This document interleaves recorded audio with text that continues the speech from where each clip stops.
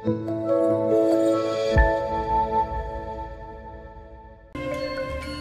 Mitra Lovers, Anda masih mendengarkan 104.9 Mitra FM Purwokerto, All Day All Hits.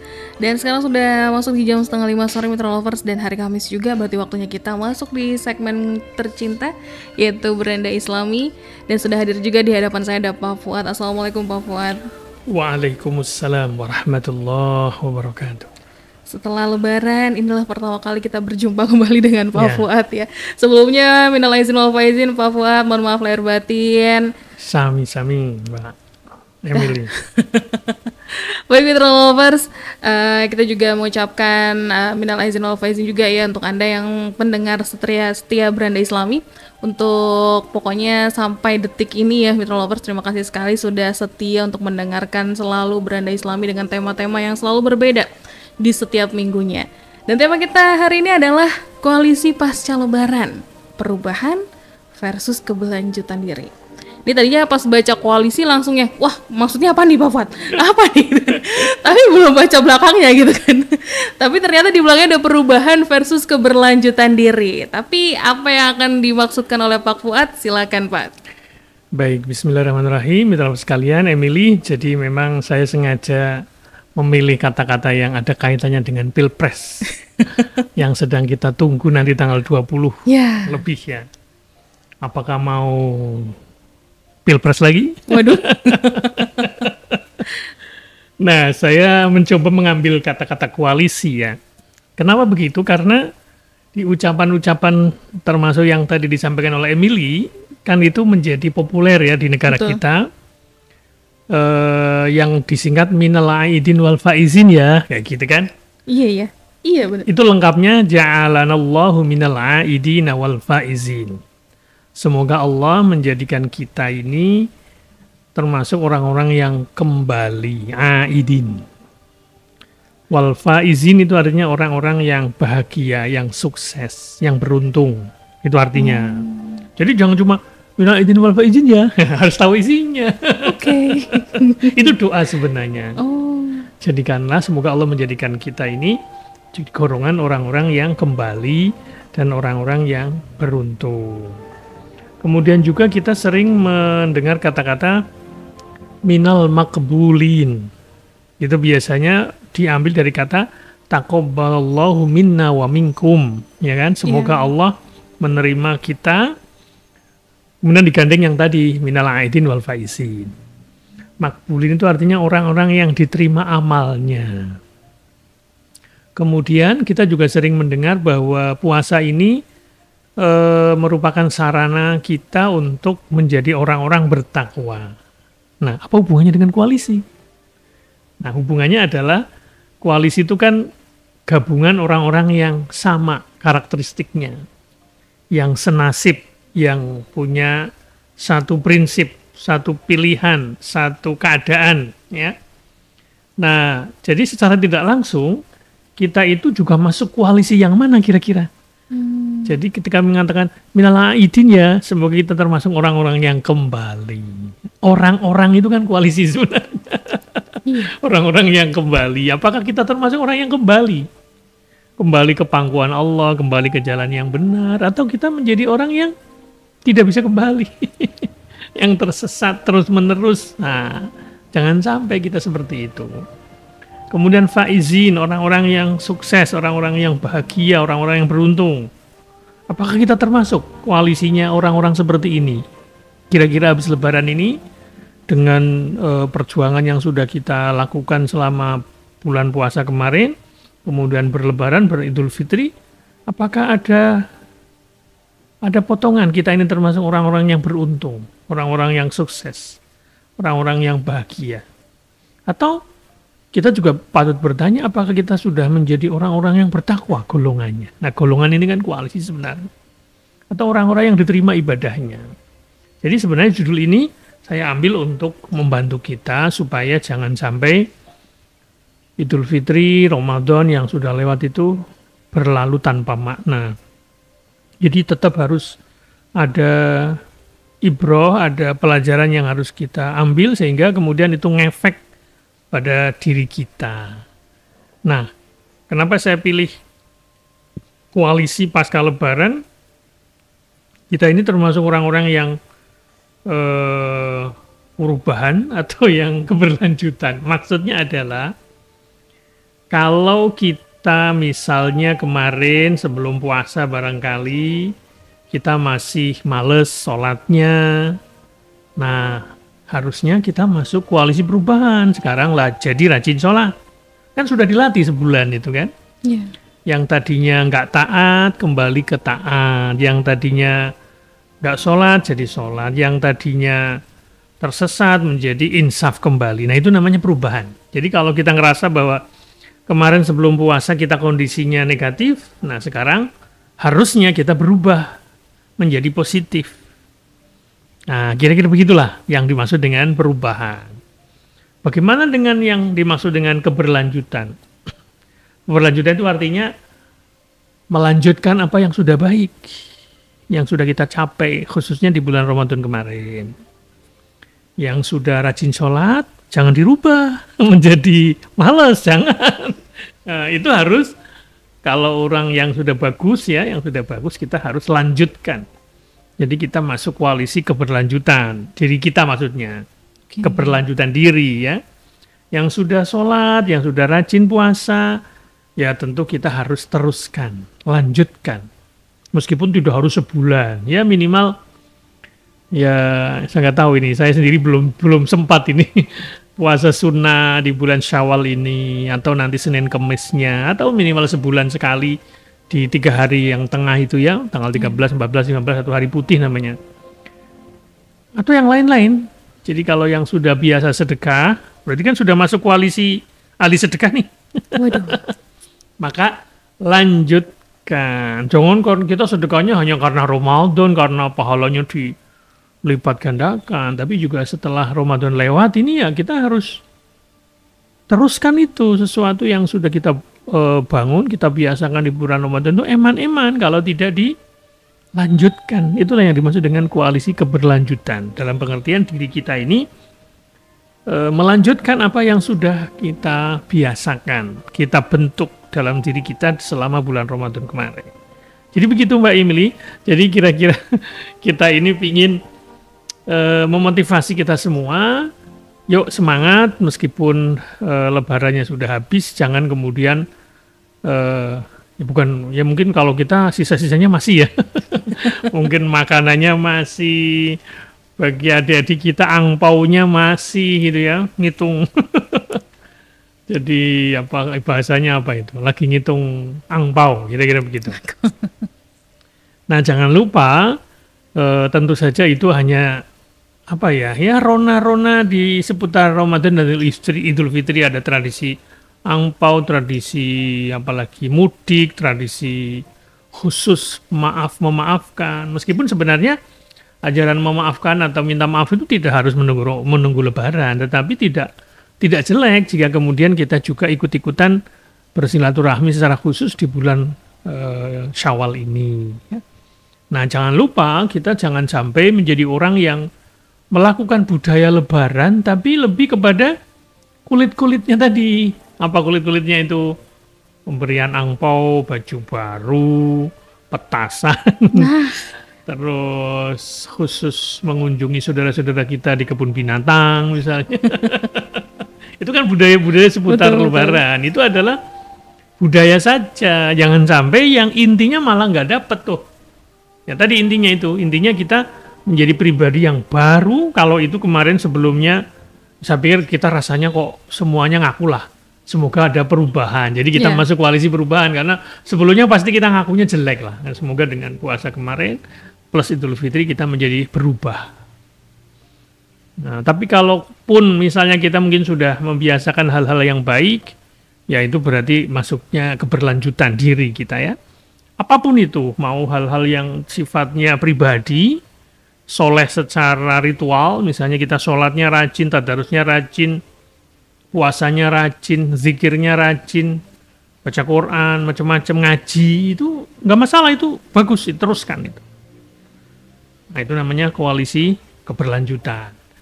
Tapi jangan lupa mungkin ada hal-hal sosial yang sebaiknya juga kita teruskan. Yang kemarin sudah kita mulai di bulan Ramadan, jangan kemudian karena Ramadannya usai, kesalehannya juga usai. Jangan. Kita nggak perlu menunggu Ramadan yang akan datang untuk menjadi pribadi yang baik, pribadi yang berubah, pribadi yang lebih taat, lebih soleh, lebih macam-macam lah gitu. Jadi nggak usah nunggu Ramadan tahun depan. Ya. Kalau umurnya nyampe, kalau nggak nyampe, siapa yang berani mengatakan kita akan ketemu Ramadan tahun yang akan datang, Pak? Nggak ada jaminan. Ya. Tidak mesti yang tua-tua duluan, yang muda-muda juga banyak yang duluan. Nah, jadi jangan kemudian merasa aman. Ya, merasa aman itu dalam arti kemudian kita santai-santai, yalah saya kan baru 30 tahun, baru 20-an tahun, masih lama. Gitu. Biar mereka yang sudah bau tanah saja yang rajin sholat.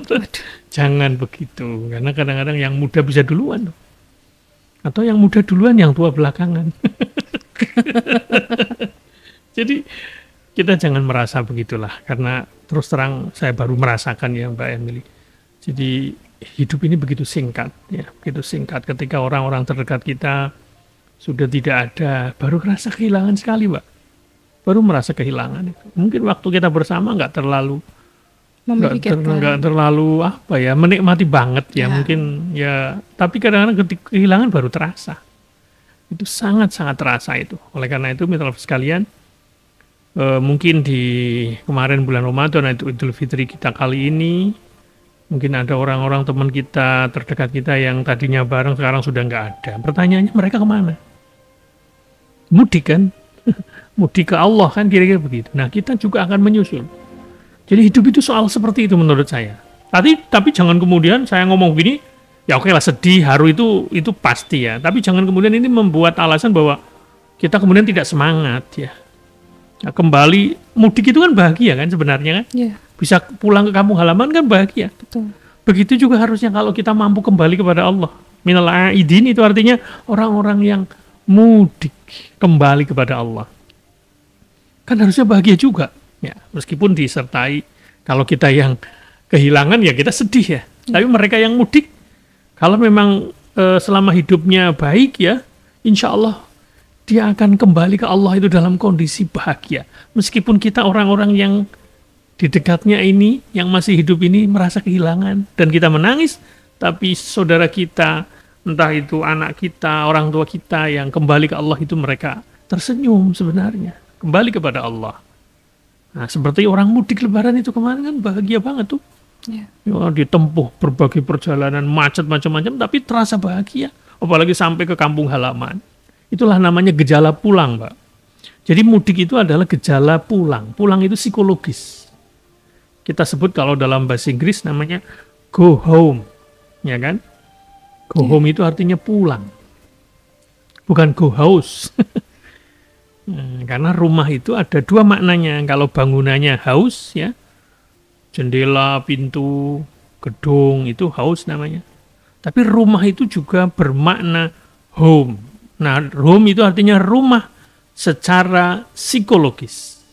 Psikologis artinya suasananya. Suasana rumah ini yang menurut saya baru kita rasakan kemarin, ya kita bisa kembali ke orang tua kita. Ya siapapun lah, mungkin kita punya orang tua yang tidak lengkap lagi. Itu saya pikir kalau kita tidak memiliki perasaan terenyuh, perasaan syahdu, perasaan haru, perasaan kangen, itu mudiknya berarti nggak bermakna.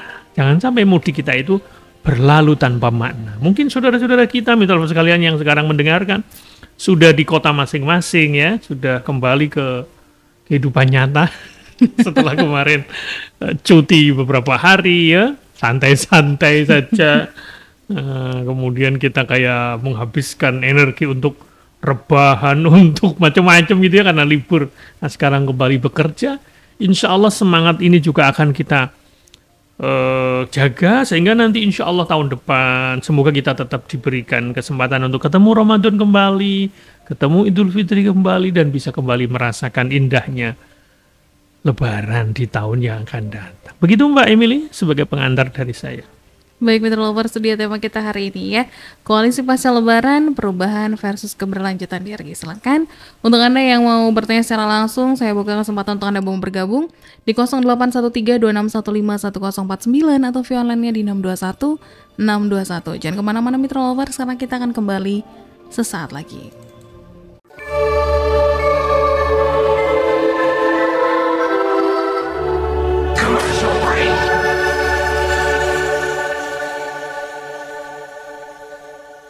Baik Mitra Lovers, Anda masih mendengarkan 104.9 Metra FM Purwokerto, All The All Hits. Dan kita masih ada di segmen Beranda Islami sampai nanti di jam 5:30 sore. Masih ada waktu untuk Anda yang mau bergabung, silakan di 0813-2615-1049 atau via online-nya di 621 621. Masih dengan tema yang sama Mitra Lovers, yaitu koalisi pasca Lebaran, perubahan versus keberlanjutan diri. Baik, Pak Fuad, saya mau tanya sesuatu deh Pak Fuad. Boleh, silakan. Kalau Lebaran itu kan kalau di sini tuh identiknya kan sama maaf-maafan gitu ya, sungkeman dan sebagainya. Apakah sebenarnya dalam Islam itu memang kalau Lebaran ya maaf-maafan gitu, jadi kayak semuanya maaf-maafan. Terus juga tadi saya sempat scrolling sosial media, ada salah satu momen di mana saudaranya itu merekam kegiatan momen sungkeman. Kemudian katanya ada adik kakak yang udah kayak marahan selama 5 tahun di rumah itu nggak pernah nyapa sama sekali. Dan apa boleh sebenarnya kalau misalkan dalam keluarga kayak gitu tuh marahan sampai selama itu Pak Fuad? Gitu. Baik, Emily. Jadi mungkin ini sering menjadi pertanyaan. Tadi sudah kita singgung bahwa memang di negara kita ini, di Indonesia, ya khususnya di Jawa ini ada tradisi yang dibiasakan. Sebenarnya ajaran memaafkan itu, atau minta maaf dan memaafkan itu ajaran yang universal. Idul Fitri boleh sama Mbak, antar negara. Di dunia ini sama kan? Intinya apa Idul Fitri? Takbiran, ya kan? Takbir ya, setakbir ketika malam itu. Sholat Idul Fitri. Sama kan? Tapi Lebaran beda. Ada mudik, ada petasan, ada bikin ketupat. Itu namanya budaya. Nah, memaafkan sengaja bersalaman, sungkeman pas Lebaran itu adalah budaya lokal kita. Ajaran memaafkannya, salaman itu universal. Jadi kita intinya kan bersilaturahim dengan siapapun. Tapi apakah silaturahim hanya pas Lebaran? Kan tidak. Umum itu sebenarnya. Tapi bangsa kita ini itu punya cara untuk menerjemahkan ajaran Islam yang universal itu menjadi yang sifatnya lokal. Contoh tadi, sungkeman khusus ke orang tua kan? Habis Idul Fitri, kita tuh kalau nggak salaman dengan orang tua itu ada yang kurang rasanya kalau yang sudah biasa loh ya. Kecuali kalau yang berjauhan, tapi yang dekat itu pasti ya. Saya sudah sejak kecil dibiasakan oleh orang tua untuk, ya walaupun nggak sungkem sampai menjatuhkan diri ke tanah, ya minimal kalau dalam bahasa Jawa itu purpuran kan. Menyampaikan. Mungkin bahasa sekarang yang anak kecil ya mungkin nggak ngerti ya. Itu zaman dulu gitu. Ngaturaken selepanyun pangapunten ya kan, itu khas banget tuh pakai bahasa daerah. Kalau anak sekarang ya mohon maaf lahir batin. Dulu ngapalinnya susah-susah. Izin wal faizin tapi nggak ngerti artinya ya. Yang penting tahu artinya sebenarnya ya. Jadi itu menurut saya bukan tradisi yang jelek Mbak. Sungkeman kepada orang tua, khusus menyampaikan permohonan maaf itu bagus menurut saya. Tapi jangan dikatakan bahwa kita kalau punya salah itu nunggu Lebaran, saling memaafkannya, baikannya pas Lebaran, apalagi sampai 5 tahun, wah itu nggak bener itu. Jangankan bertahun-tahun, maksimal 3 hari kok kita diam-diaman. Dengan tetangga, dengan teman, itu 3 hari maksimal, jangan lama-lama.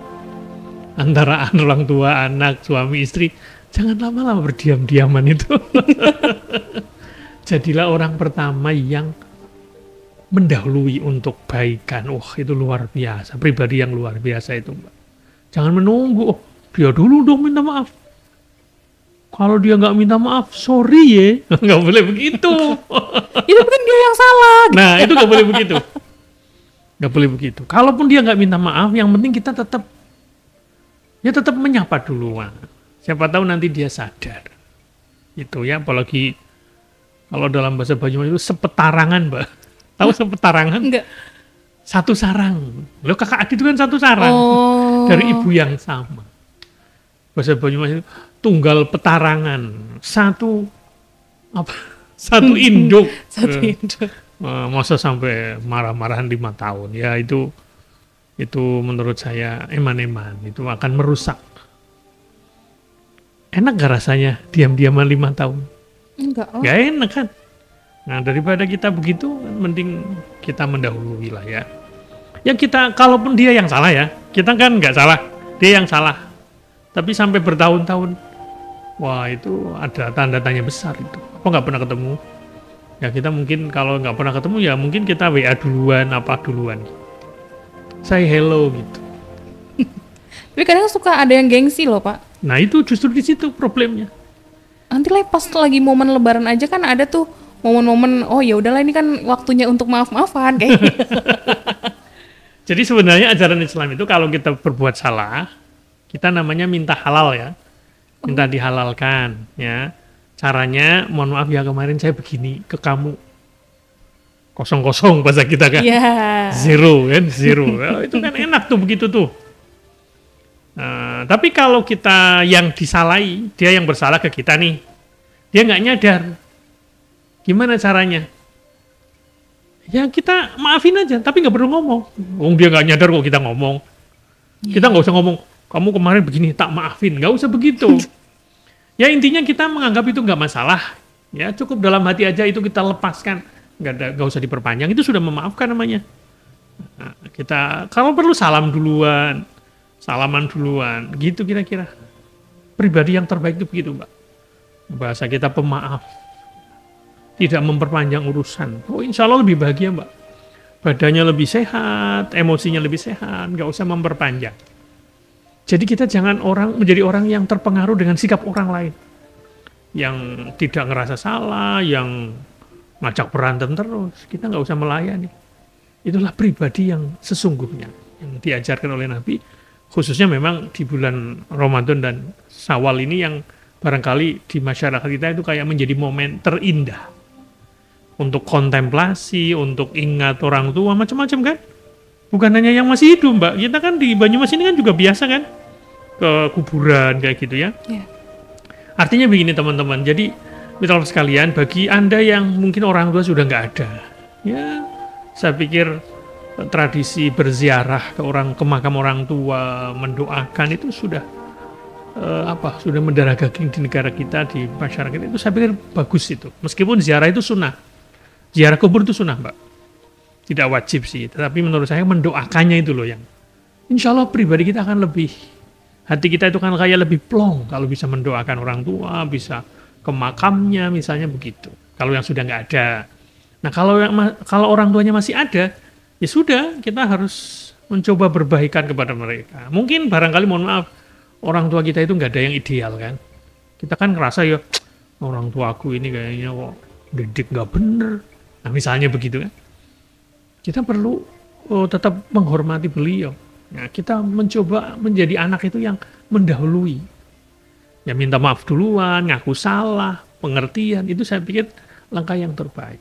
Begitu ya Mbak. Jadi memang Lebaran di Indonesia ini sangat kaya tradisi.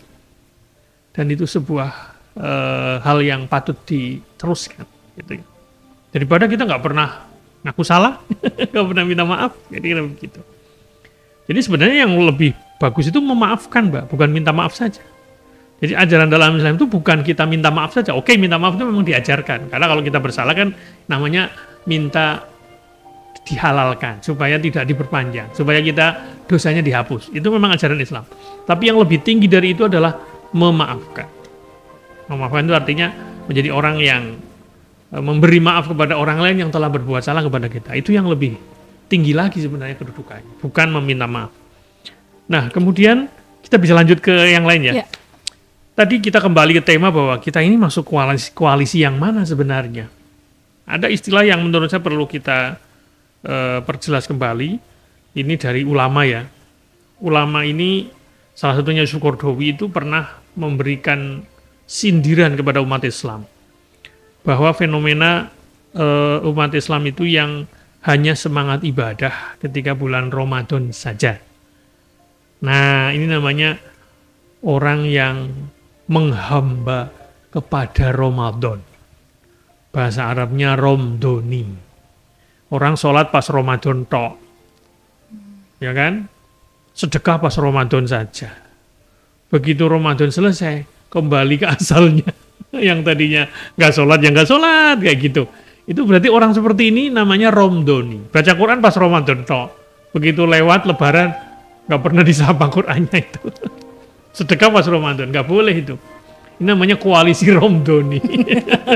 Golongan orang-orang yang ibadahnya di bulan Ramadan saja. Nah, harusnya bagaimana? Kita nggak boleh begitu tuh. Jangan masuk koalisi Romdoni. Siapa itu? Mereka-mereka yang taat ibadah hanya pas Ramadan saja. Harusnya kita masuk koalisi namanya Robbani. Robbani itu artinya orang yang menyembah Tuhan. Menyembah Allah. Taatnya ya selalu, jangan pas Ramadan saja. Mau Ramadan, mau Syawal, mau habis Syawal apa? Habis Syawal itu Zulqa'dah nanti. Atau bahasa Banyumasnya Apit. Syawal Apit besar. Kalau bahasa Arabnya Syawal, Zulqa'dah, Zulhijjah. Nah, tetap kita sholat jalan terus. Yang kemarin jamaah teruskan itu. Itu namanya kita masuk koalisi Robbani. Orang-orang yang menyembah Tuhan.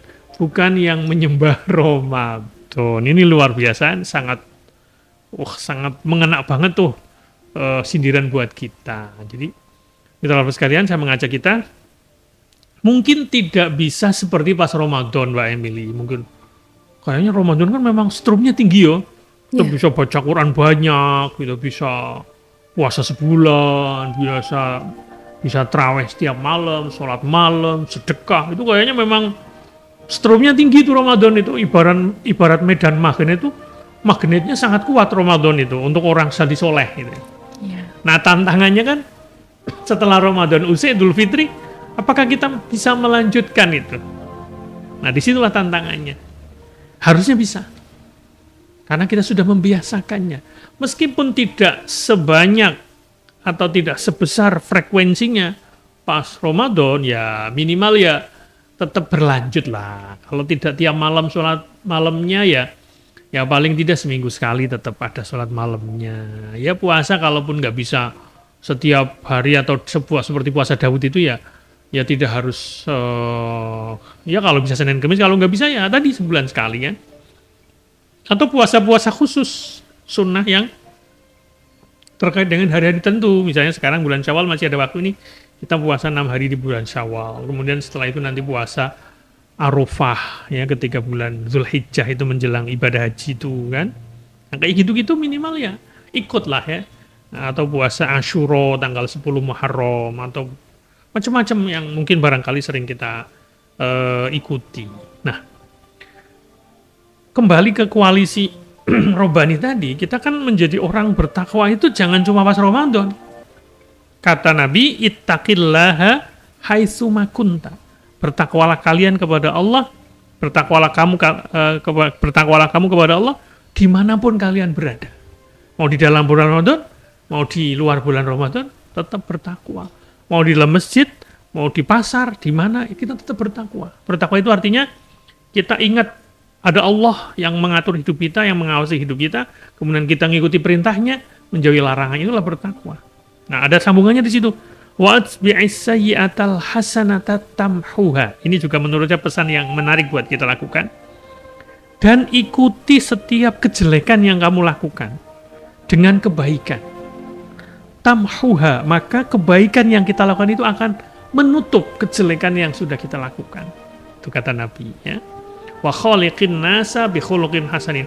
Dan pergaulilah manusia, berakhlaklah kalian kepada manusia dengan akhlak yang baik. Hiasi diri kita dengan perilaku yang baik, omongan yang baik, bertetangga yang baik, dan seterusnya. Inilah pesan-pesan Lebaran yang barangkali selalu up to date untuk kita bagikan, kita gaungkan, kita kampanyekan. ya terutama kepada keluarga terdekat kita, anak-anak kita dan seterusnya. Sehingga Lebaran ini menjadi sebuah momen yang ditunggu-tunggu memang, ya. Meskipun sebenarnya Lebaran jangan dipisah dengan Ramadannya, Mbak. Ya kan? Kenapa Lebaran menjadi indah, Idul Fitri menjadi syahdu? Karena ada puasa duluan, ada Ramadan duluan. Coba kalau tanpa puasa langsung Lebaran, rasanya gimana? Nggak seru lah. Masa langsung Lebaran? Kan ya puasa dulu. Lebaran terasa nikmatnya nggak? Iya. Terasa indah. Terasa enak gitu. Ada THR. Masa nggak Ramadan langsung kasih THR? Begitu Mbak Emily, nanti kita lanjutkan kembali. Baik Mitra Lovers, lanjutan pembahasan kita tentang koalisi pasca Lebaran, perubahan versus keberlanjutan diri. Gimana? Apakah Lebarannya masih berlanjut Mitra Lovers? Masih ada yang cuti? Masih ada yang mungkin sekarang berkumpul dengan keluarga? Atau bahkan ada yang udah mulai kerja? Nikmatilah yang masih cuti ya. Saya juga masih menikmati Purwokerto yang masih cukup ramai Mitra Lovers. Dan sesaat lagi kita akan kembali masih di Beranda Islami. Saya akan kembali untuk Anda yang mau bergabung, silakan di 0813 2615 1049 atau via online-nya di 621 621. Kita akan kembali sesaat lagi.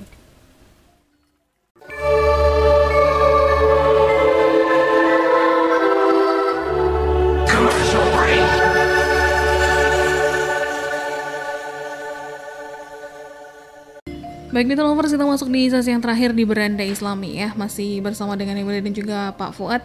Sampai nanti di jam 5:30 Mitra Lovers, saya masih buka kesempatan untuk Anda yang mau bergabung, silakan di 0813 2615 1049. Masih dengan tema yang sama, yaitu koalisi pasca Lebaran, perubahan versus keberlanjutan diri.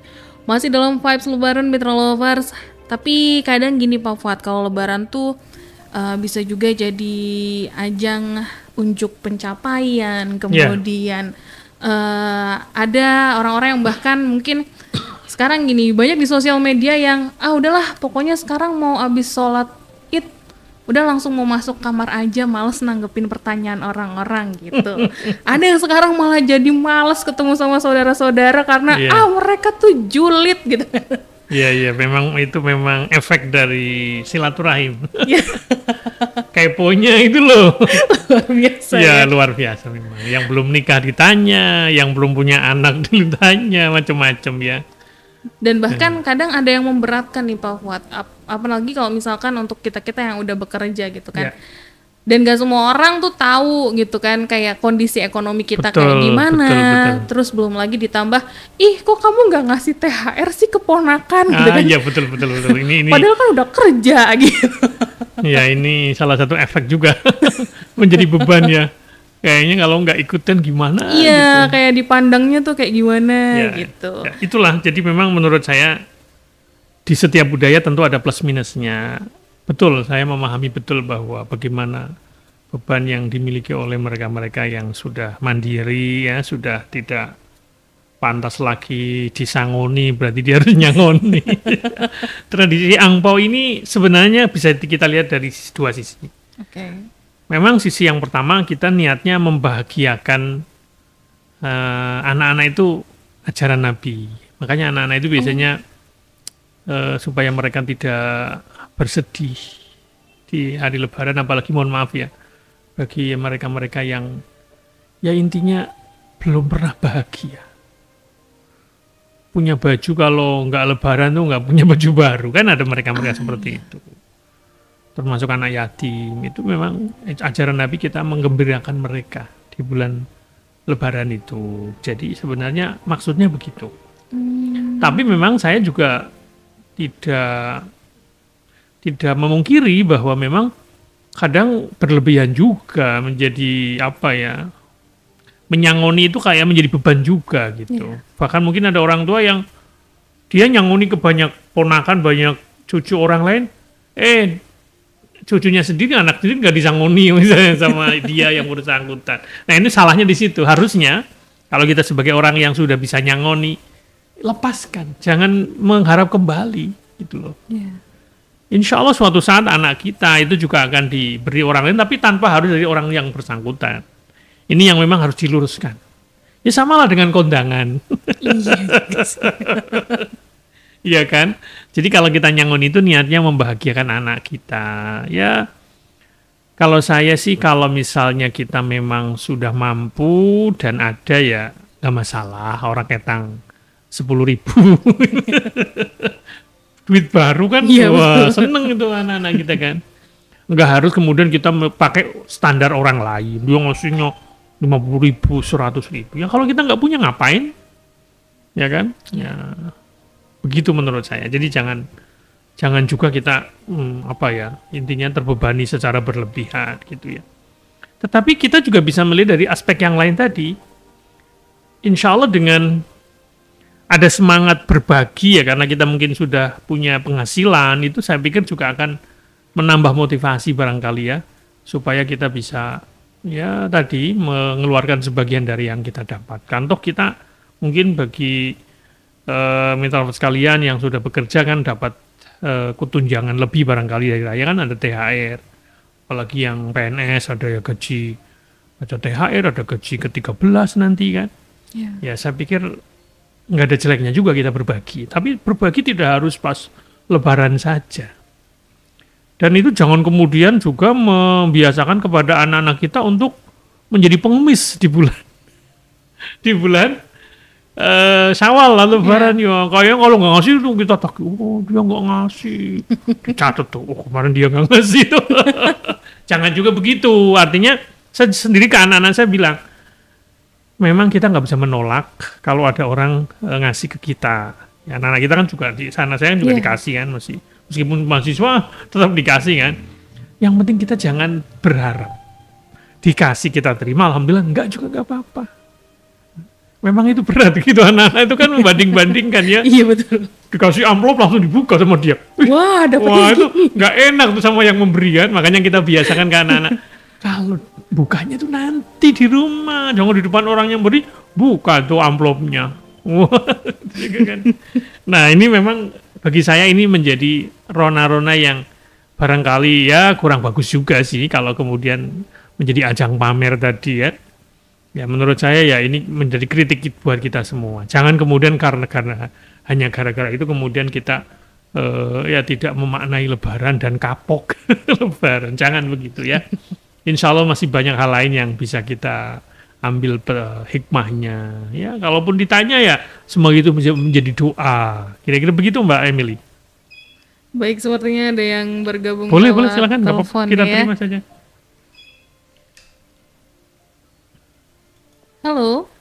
Halo, Assalamualaikum. Waalaikumsalam warahmatullahi wabarakatuh. Dengan siapa di mana ini? Halo. Iya, halo. Halo. Halo. Assalamualaikum. Waalaikumsalam. Halo. Masuk nggak suaranya ya? Kita sudah jawab belum? Halo. Nggak masuk kali ya? Nggak dengerin radio ya?